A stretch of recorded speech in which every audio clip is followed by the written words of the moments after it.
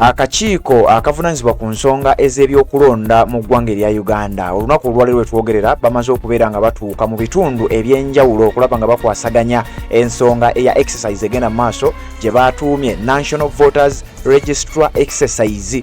Abakulu mu kakiiko kano nga bakulembeddwa Simon Byabakama Mujenyi batandikidde mu bitundu ebya Kampala Central era mu kitundu ekimanyiddwa nga Kamwokyattu. Ebigenda mu maaso nno bino babadde nga babyapudetinga kati gwe Munnayuganda yenna ampuliriza njagala okuba nga ate nkuwa updates ku nsonga eno. Jjukira abakulu bano baavaayo ne bafulumya kye tuyita roadmap ey'akalulu ka omwaka ogwa 2026 era bakituuma roadmap for the 2026 general election. Kakati wano ku mukutu gwa Red Zone TV njagala kubeera nga mbikutuusako gwa mpuliriza nkutegeeza bw'oba tonaba kuba ng'osubscribinga ku channel eno kirira wansi awo olaba ekigambo subscribe kikwateko kwata ku kade aka notification ogenda kubeera nga ate tomissinga nsonga yonna njagala kuba nga ndukuviira ku ntono kugambye sooka osubscribing egenda mu comment section obeere nga ate oteekayo ensonga yo kibuuze tubeere nga ate tusimbula oluvannyuma lw'okuba nga roadmap eno baagita abakulu nga bakulemberwa Simon Byabakama Mujenyi. Wuliriza ebigenda mu maaso ngenda kukusomera era ngenda kukusamarayizingira ebyo byokka ebiri mu dates zetutanaba kubeera nga tutuukamu, ebiri mu nnaku ezo zetutanaba kubeera nga ate tuyingira nga twetegekera akalulu aka 2026. Osooka otegeere gwe oba weetegese ekimala oba okyetaaga okuba nga weeyongera okugenda mu maaso n'okubeera nga weetegekera. Jjukira nga bwe nkutegeezezza mu mwaka gwa 2026 tewakyawera myezi 13 nga tetutuuse mu mwaka ogwo era ng'okulonda tekutandise. Exercises zatandise dda, gwagamba nti ogenda mu kalulu naawe agamba nti togenda mu kalulu, bino byonna bikukwatako. Sooka owulirize then nzije mbeere nga nkwongerayo. Nkugambye roadmap eno nnene wabula ngenda kutandika, baatugamba ng'ennaku z'omwezi 3 wakati w'ennaku z'omwezi nga 3 n'ennaku z'omwezi 25 mwezi gwa January 2025 bagenda kukola kye bayita general update of the registrar general update of the register in each parish stroke ward in line with the Article 61 Section 1 subsection E of the Constitution of the Republic of Uganda. Bagenda ku updatinga register ku buli muluka ku buli kyalo nga bagoberera ssemateeka w'eggwanga erya Uganda akawaayiro ak'enkaaga mu akamu. Ne batugamba wakati w'ennaku z'omwezi zino era mujja kubeeramu okukompilinga abavubuka, people with disabilities abaliko obulemu, older persons abantu abakadde, abakozi bannamagye n'abakulu n'abakolera ekitongole nga poliisi, ebitongole ebyokwerinda n'ebitongole ebyenjawulo. Wakati ng'ennaku z'omwezi 25 mwezi gwa January 2025 guno nno gwe tulimu kyovola bino ebintu bikukwatako okubanga mwaka mutono nnyo oguyinza okuba nga gusigaddeyo, emyezi giringa 12 egisigaddeyo tugende mu kulonda. Wabula ate campaigns okutandika ekinene nnyo emyezi giyinza okuba giringa 6 egibulayo, ensonga eno ebeere ng'etandika. Era abamanyi ebimu bwe twogerera nga bo batandise dda nga 25 okusinza ku roadmap eno nga 25 January 2025 cut off of update of the National Voters Register and the compilation of youth wano bagenda kuba bamaliriza wakati w'ennaku z'omwezi nga 18 ogwokuna n'ennaku z'omwezi nga 8 ogwokutaano omwaka guno waliwo kye bayita display of the National Voters Register at each polling station in line with the EC Electoral Commission Act. Akawaayiro oba etteeka erifuga akakiiko k'ebyokulonda mu kawaayiro aka24 n'aka25 bagenda kuba badisplayinga voters register. Ojja kuba otegeera ku olwo nti ngenda kulondera wano oba sigenda kulondera wano, ngenda kulonda oba sigenda kubeera nga nnonda. Bino byonna bigenda maaso nga bikulembeddwamu Simon Byabakama teweerabira yeerangirira akalulu k'omulundi oguwedde. Bino byonna olina obigendamu ng'obyetegekedde.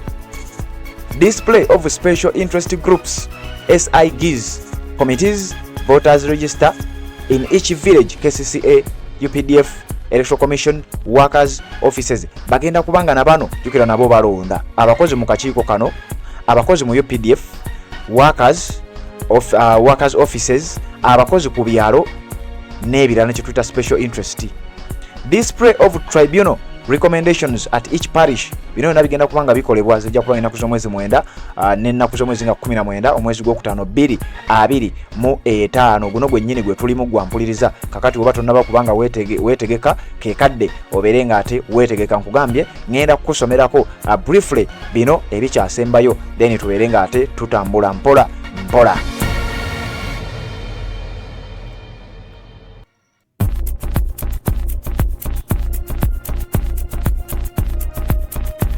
Kakati wano gwe munnaganda ampuliriza wano wewali ensonga esinga okubeera nga nkulu wulira tutandise nominations okusinziira ku roadmap eno okujjako nga wanaabaawo enkyukakyuka ezinaakolebwa. Sigala ku mukutu guno nga kwe weekuumidde emboozi yonna oba ensonga zonna ezikwata ku bino ogenda kubanga ate ozijja wano n'emikutu emirako tutera okusinziira okubeera nga tukutusaako ensonga nga bwe zinaaba zitambudde. Sigala ku mukutu ogwa Red Zone TV ate obeere nga otambula naffe mu mbeera yonna ojja kubanga ofuna. Naye nkugambye akakiiko kano tekakyusibwa. Akakiiko kano ke kaalangirira ebyava mu kulonda ebya 2021 ekibiina ekya National Unity Platform kyabiwakanya era omusango ne gugenda mu kkooti newankubadde oluvannyuma gwaggyibwayo. Ekyaliwo ku nomination dde mukijjukira, kakati tukomyewo ne nomination zi olunaku lwe bagenda okunominatinga lwafuluma dda. Njagala kubanga mbikutuusaako kati gwe yonna gy'oli gy'osinzira okubanga gy'olabira era gy'ogenda okusinzira obeere ng'otegeera bino. Bw'oba omaze okusubscribinga kikole, oba tonnaba kubanga osubscribinga kikole, genda mu comment section teekamu obubaka tubeere nga tutambula. Wuliriza, nomination of village SIGs committees candidates older persons with disabilities and youth. Ennaku z'omwezi nga 2 wakati w'ennaku z'omwezi nga 2 n'ennaku z'omwezi nga 10 omwezi ogw'omukaaga bagenda kuba banominatinga abantu bano be tuyita special interest groups SIGs, obukiiko bwabwe ba candidates abagenda okuba nga beesimbawo ku nsonga ezo. Kugambye tuli ku nsonga ya roadmap, akakiiko ak'ebyokulonda akakulemberwa Simon Byabakama Mujenyi eyalangirira results nga aliko ne gwabuuza bino byennangirira bituufu. Kakati bwe twogerera ye muntu y'omu ali mu kufulumya bino. Ng'ennaku z'omwezi 26 omwezi ogw'omukaaga 2025 n'ennaku z'omwezi 27 omwezi ogw'omukaaga 2025 ezo ennaku 26 paka nga 27 wajja kubaawo okusunsula n'okunominatinga parish stroke ward SIGs special interest groups ab'okumiruka parish ba candidates abantu abakulu older persons with disabilities bajja kuba banominatinga ennaku z'omwezi nga 26 n'ennaku z'omwezi nga 27 mwezi gwa mukaaga omwaka guno gwennyini 2025. Nkugambye bino byonna weetaaga okuba nga obimanya ne weeteekateeka gwagamba nti togenda mu kalulu n'obimanya, naawe agamba nti ogenda mu kalulu era naawe n'oyongera okuba nga obimanya. Kakati nga tukyagenda mu maaso n'okutuusaako okusinziira ku roadmap ya akakiiko k'ebyokulonda akamanyiddwa nga the Electoral Commission, tuli ku nsonga ya nomination era nja kutwala mpola mpola obeere nga ate oyongera okugenda mu maaso n'okubeera ng'obitegeera paka we tunaatuuka ku nsonga esinga obukulu. Nkugambye wano wajja kubaawo nominations z'ogenda okuba nga ate omanya. Kakati njagala kutwala ate tukyali mu nominations era mukutu gwa Red Zone TV weebale kuba nga okyagoberera tubeere nga ate tukutuusaako byonna nga bwe binaaba bizze. 26 27 ku nominating abo nga bwe mbakugambye. Deadline for establishing academic papers with the Electoral Commission by aspiring candidates for local governments or elections. Ennaku z'omwezi nga 3 omwezi ogw'omusanvu 2025 guno gwennyini gwe tulimu yejja okuba deadline ey'okwekebejja okuwaayo n'okuyitayita mu mpapula ezaabo abeeyagaliza ebifo naddala ku mutendera oba mu section gye tuyita eya local government. Kati gwe wenna ayagala okuba nga owaayo empapula zo osuubira okwesimbawo empapula zitegeke kano ke kadde bakugambye deadline zijja kuba nga 3 obuyagala bwa district obuyagala bwa councilors 5 n'ebirala 3 July gwa 7 2025 ejja kuba deadline dde kwolwo bajja kuba tebakyakwata mpapula ezo. Deadline for establishing academic papers with the Electoral Commission by aspiring candidates for parliamentary elections. Wanono tanso temberera ensonga olunaku olunaaba olwansalessale oba deadline ey'okuwaayo empapula zaabo abeegwanyiza ebifo by'obubaka bwa parliament. Deadline bajja kukoma okukwata empapula ng'ennaku z'omwezi 16 omwezi ogw'omusanvu omwaka 2025. Kugambye omwaka gwe twatandise gwe mwaka ogulimu okusalawo kati gwampuliriza gwagamba nti olinze 2026 oyinza okuba ojja kutuuka leeti. Ekituufu kiri nti 2026 tumuyinamu January yekka ow'okulonda, wabula activities ezisigadde zonna zikolebwa mu mwaka guno ogwa 2025. Kati wuliriza. Deadline for establishing academic papers with the Electoral Commission by aspiring candidates for presidential elections. Abeegwanyiza entebe y'eggwanga esinga obunene ey'okubeera pulezidenti w'eggwanga olunaku z'omwezi nga lumu omwezi gw'omunaana mu mwaka guno 2025 lwe lujja okuba olunaku lwa nsalessale era ejja okuba deadline okukwatirako empapula ezo buli eyeegwanyiza.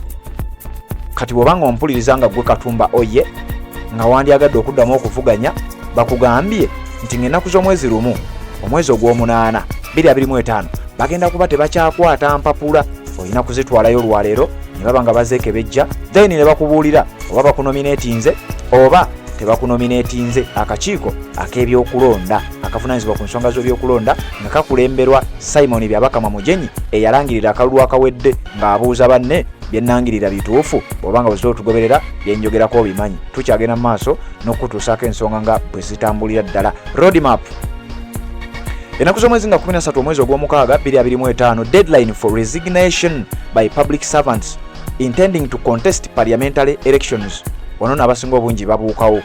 Omuntu yenna okuvuganya ku office olina okuba nga tugeze obadde mukozi mu office eya government oyagala kujja kubeera nga ovuganya mu kalulu, olina okudiikiralinga era olina okuva mu office eyo n'oba nga tosobola kuvuganya. Tugeze obadde okolanga RDC, obadde okolanga akulira poliisi, obadde okolanga akulembera akakiiko akamu kasita office ebeera nga ya gavumenti, tosobola kugisaavingamu. Oba obadde mukozi ng'oli kiraaka mu parliament, oba obadde mukozi wakinga gavumenti olina contract ne gavumenti, obudde obw'okulizayininga ku mulimu ogwo deadline zijja kubanga 13 mwezi ogw'omukaaga 2025.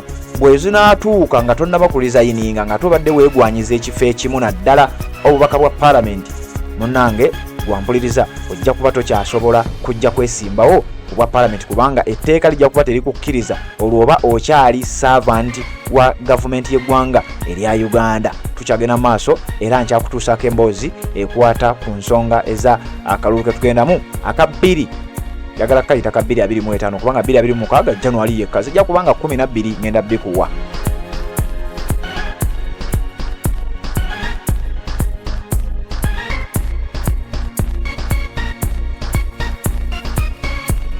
Yes, nga tukyagenda mu maaso n'okubeera nga tukutuusaako ensonga nga bwetambula. Nkyagenda mu maaso ne summary eya roadmap oluvannyuma lw'okuba nti olunaku olwaleero lwe batandise. Deadline for resignation by public servants intending to contest local government elections. Abeegwanyiza ebifo bya local government oyagala kubeera chairperson LC5, oyagala kukulembera gombolola chairperson LC3 n'abalala bagwa mu sayidi eyo. Deadline y'okulizayininga okuva mu bifo bye mulimu olwaleero zijja kubanga ennaku z'omwezi 2 omwezi ogw'omunaana omwaka wa 2025. Ng'ennaku z'omwezi lumu omwezi ogw'e10 2025 ejja kuba deadline for resignation by public servants intending to contest presidential elections. Tugeze kati nga General Yoweri Kaguta Museveni ayina okuva mu kifo eky'obwa pulezidenti kyalimu oba yakitwala mu bumenyi bw'amateeka nga Byabakama amulangiridde ku results ezigambibwa okuba nti zaali nfu. Ekyo ekifo alina okubeera nga alizayininga okuva mu kifo ekyo okusobola ate etteeka okumukkiriza okuddamu okuvuganya mu kifo ekyo kyaba yeegwanyiza naddala ku ntebe ey'obwa pulezidenti. Kigambibwa oba okusinziira ku ssemateeka ennaku z'omwezi nga lumu okusinziira ne ku roadmap eno omwezi gujja kuba gwa 10 nga lumu 2025 yejja okuba deadline singa Museveni anaalemererwa okulizayininga ku bwa pulezidenti ajja asobole okuvuganya ku bwa pulezidenti. Etteeka liba terimukkiriza kubeera nga yeesimbawo. Kakati noonaawulira ababitegeera bajja bibannyonnyola mukutu gwa Red Zone TV weebale kubanga okyagoberera. Wuliriza okusinziira ku roadmap eno nomination of sub county town and municipal divisions SIGs committees candidates older persons with disabilities and youth. Olunaku lwe bagenda okunominatinga bano ba special interest groups obukiiko bwabwe, abakadde obukiiko bwabwe, abaliko obulemu n'abavubuka obukiiko bwabwe bagenda kuba nominating abo abagenda okwesimbawo bagenda kubeera nominated ennaku z'omwezi ziizino ziri nga 14 ne 15 omwezi gujja kuba gwa 7 omwaka 2025. Ennaku z'omwezi nga 11 omwezi ogw'omusanvu 2025 holding sub-county conferences to elect non-unionized workers delegates to the district or city nga 11 gwa 7 2025. Nomination of municipality stroke city division SIG committees, candidates, older persons, people with disabilities and youth. Okunominatinga abo abali babeesimbyewo ku bukiiko buno nga bali ku mutendera gwa municipality oba city divisions, obukiiko obwaba special interest groups muno mubamu abakyala n'ebisigadde, older persons abakiikirira abakadde, persons with disabilities abantu abaliko obulemu n'abavubuka. Abaana ababeesimbyewo bajja kubeera nominated ng'ennaku z'omwezi 24 na 25 omwezi ogw'omusanvu omwaka gwa 2025 gwe tulimu. Okunominatinga district and city SIGs committees candidates era n'abalala nga bwe bakugambye 11 ne 12 mwezi gwa 8 2025. Nomination campaigns and polling for the National Youth Council committees. Okunominatinga okusunsula, campaigns okukuyega, polling okulonda abakiiko obw'abavubuka ku mutendera ogw'eggwanga lyonna National Youth Council committees. Ennaku z'omwezi zijja kuba nga 27 paka nga 29 omwezi gwa 8 omwaka gwa 2025. Kakati gwa mpuliriza oba tonaba kubanga osubscribe nga kikole akakiiko k'ebyokulonda kafulumya roadmap eno nno bbanga liyiseewo wabula olunaku olwaleero nange lwensazeewo wano ku mikutu gyaffe egy'enjawulo naddala ogwa Red Zone TV okubeera nga byonna mbikutuusaako. Oba tonaba kubanga osubscribe nga kikole ate naba kubanga ofollowinga mukutu gwaffe ku Facebook naawe kikole. Genda mu comment section teekamu obubaka tubeere nga tutambula. Osobola okutusanga ku Facebook, osobola otusanga ku Twitter, osobola otusanga ku TikTok ne ku YouTube. Bw'obanga gy'otusanze yonna goberera emboozi ate ebeere nga ekutambulira bubaaya sana nnyo. Sebambulidde Patrick nze mbeerawo okubeera nga ate nkutuusaako. Ennaku z'omwezi nga 3 paka nga 12 omwezi gujja kuba gwa 9 omwaka gwa 2025 bagamba nti nomination of candidates for local governments including SIGs, special interest groups, in line with section 119 subsection 1 of the Local Government Act. Wajja kuba wano okunominatinga ba candidates abagenda okuvuganya ku bifo ebya local government omuli ba special interest groups nga bwe nakugambye. Nomination of candidates for parliamentary elections wuliriza nnyo wano in line with section 9 of the Parliamentary Elections Act. Abasinga obungi wano webatwala ng'ensonga naye ate nze gyentandikidde yewali amakulu kati wano situjja binnyonnyola lulala. Okunominatinga ba candidates abagenda okwesimba ku bifo eby'obubaka bwa parliament okusinziira ku kakiiko k'ebyokulonda zijja kuba ng'ennaku z'omwezi 16 ne 17 gujja kuba mwezi gwa 9 omwaka guno gwennyini 2025 bajja kunominatinga candidate wo eyeesimbye ku bubaka bwa parliament. Kwolwo ebyenda bangi bijja batokota, abamu bajja basunsula babasuule, abalala bajja basunsula babere nominated era baqualifying babere nga officially batandise okuvuganya ku bifo ebyo. Naye nga bwe nkugambye nti okwekebejja empapula kwaliwo kujja kuba kwayita era gwazza tugoberera bino byonna tuzze tubikugamba. Nkutegeeza nti bw'oba tonaba kubanga osubscribinga oba nga tona followinga mukutu gwaffe ogwa Facebook Red Zone TV, kirirawo olaba ekigambo follow gwali ku Facebook, kirirawo olaba ekigambo subscribe gwali ku YouTube, genda awo wansi otufollowing ng'oli ku TikTok. Tujja kuba ate tutambula ffenna. Nomination of candidates for presidential elections. Gwe bagenda okusunsula ba candidates omunaabeera General Yoweri Kaguta Museveni, omunaabeera His Excellency Robert Kyagulanyi Ssentamu, omunaabeera ow'ekitiibwa Muteeketeeke, abantu b'ennyendo Mukungu gwe baagobye eyatwala emiliyoni z'Abannayuganda 5 amanyidwa nga Mathias Mpuuga, okusinziira ku mawulire agaasembyeyo g'ensembyeyo kuwa yategeezezza nti agenda kwambalagana bukanzu n'ekibiina ekya National Unity Platform. Mpuuga yategeeza tagenda kujjako Museveni wabula yayagala kujjako NUP. Kakati tukyagenda maaso ne roadmap. ng'ennaku z'omwezi 2 n'ennaku z'omwezi 3 ennaku 2 zokka mwezi gujja kuba gwa 10 omwaka gujja kuba gwa 1225 wajja kubaawo okusunsula bakandidates abagenda okuvuganya ku ntebe y'eggwanga ey'aba pulezidenti. Ezo ennaku zikuwaate nga 2 n'ennaku z'omwezi nga 3 omwezi ogw'e10 omwaka guno gwennyini 2025 ojja kuba oli ludda wa? Ojja kuba oli ku Red Zone TV ng'ogoberera, kubanga byonna tujja kubeerawo wano nga tubikutuusaako. So kakati gwatanaba kubanga osubscribinga bino byonna oyinza okwekanga ng'obisubiddwa. Sooka osubscribinge, tujja kubanga ate tutambula ffenna. Kakati wuliriza. Nomination of candidates for SIGs representatives to local governments ennaku z'omwezi nga 8 ne 12 December 2025 bajja kunominatinga abacandidates abagenda okuvuganya ku bifo ebya special interest groups ba representatives ne local governments. Munono mujja kubaamu ba chairperson 065 n'ebisigadde bwe bityo. Polling period for presidential, parliamentary and local government councils, city division, municipality, city division and sub-county towns.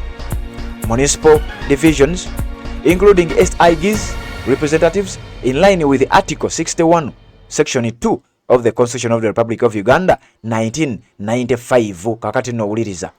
Ennaku ez'okulonda zigenda kubeera wakati w'ennaku z'omwezi nga 12 January n'ennaku z'omwezi nga 9 February. Kati wano kino kijja ku mukutu guno ogwa Red Zone TV nti nga 12 January 2026 tujja kuba tulonda ababaka ba palamenti. Ffe ab'ebusuju nga tulonda Luchamuzi David Kalwanga ajja kubeera ku kadi y'ekibiina ekya National Unity Platform. Naawe teekawo wuwo. Tulonde president era ffe ab'ebusuju tugenda kulonda His Excellency Robert Kyagulanyi Ssentamu. Naawe teekawo wuwo.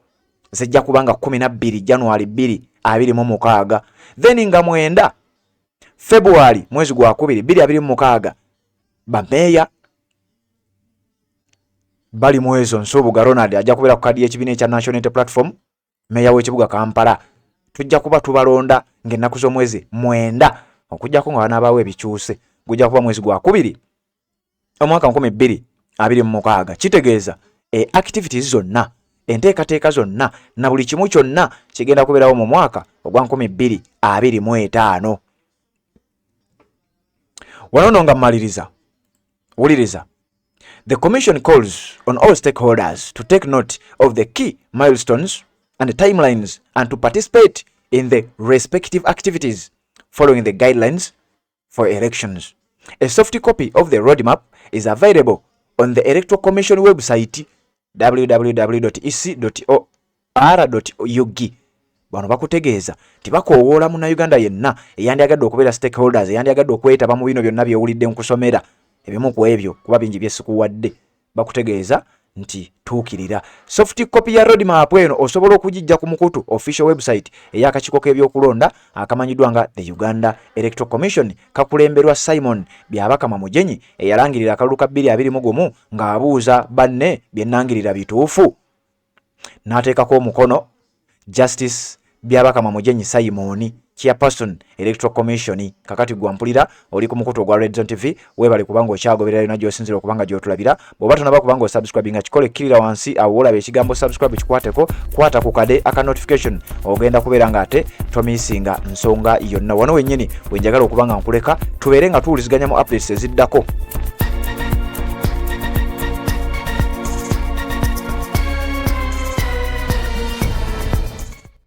Assalamu alaikum wa rahmatullahi wa barakatuh. Amanya n'eddoboozi Haji Abdul omusomi w'eddwa. Nkola ku nsonga ez'enjawulo, emirimu nga gikutataganyeko, ebyenfuna byo nga bidobonkanye, ne oba oli bweru wa ggwanga emirimu gya kucankalanako.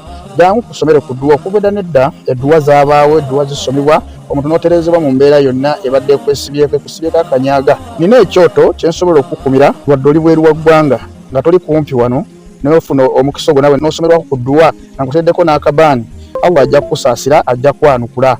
Kuba ku namba yange y'essimu 0752 44 71 56 ne ku WhatsApp kwendi mpereza obubaka sobole okuyamba. Assalamu alaikum wa rahmatullahi wa barakatuh.